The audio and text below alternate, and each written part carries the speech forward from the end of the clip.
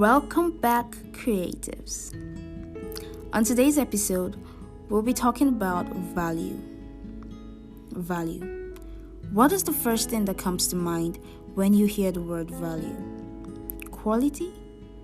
Worth? Level of importance?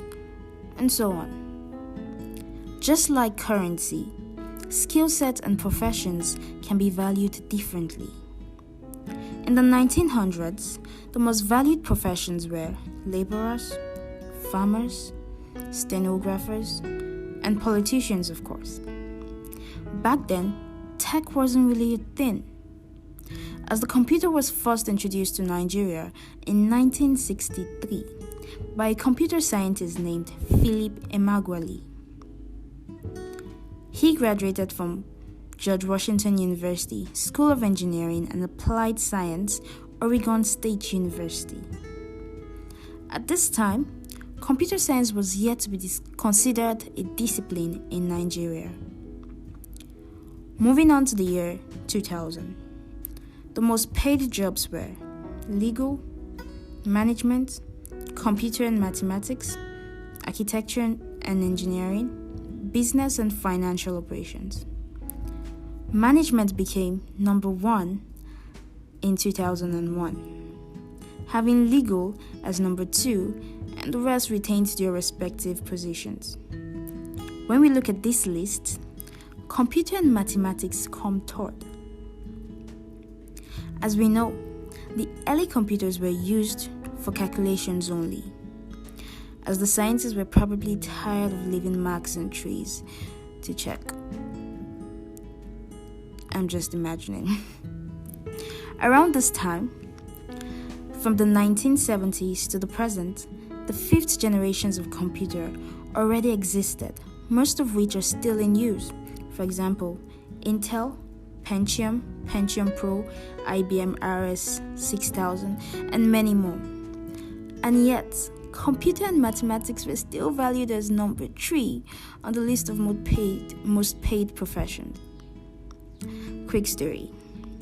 Mobile phones were introduced to Nigeria in the year 2001. It was brought into the country by our president at that time, Olusegun Obasanjo.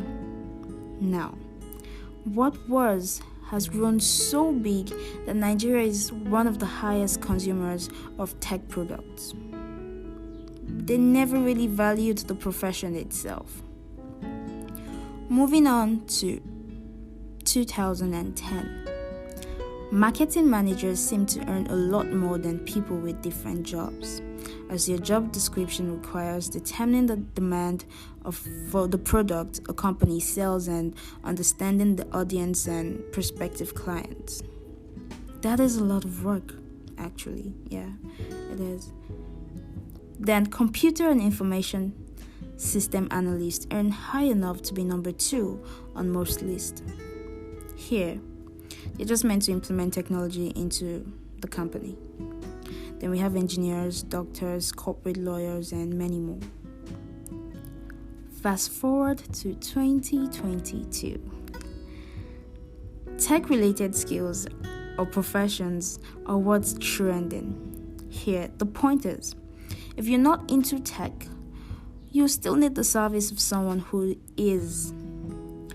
A few days ago, I was chatting with a friend of mine and he said, I'm gonna end up getting a degree in computer science before you do. I replied, most youths already do. Although I'm in school studying computer science, my tech-related skills weren't learned in school. So just about anyone can become proficient in his or her skill in this space without a degree. Learning can be done from just anywhere, but consistency is what you owe yourself. Now, computer-related jobs are still not the most paid per se, but the value placed on tech-related skills is about 68%, which is above average and in demand. A few of the skills are content writing, SEO management, IT management, software engineers, data scientists, and a few others. Presently, we're still in the use of the microprocessor-based computer. True, but the system has shifted a bit into artificial intelligence and the likes of advanced tech. What I'm saying is, you can find just the right profession, well paid, and high demand in the tech field without the use of a degree certificate. Don't get me wrong, you should get your degree. I plan on getting mine, but I plan to sharpen my skills a lot more. That's where the money is.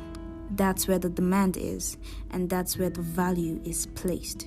Your skill, not your degree, regardless of your niche. So let what you can do speak louder than what you think you know. And my advice, get into the tech space today.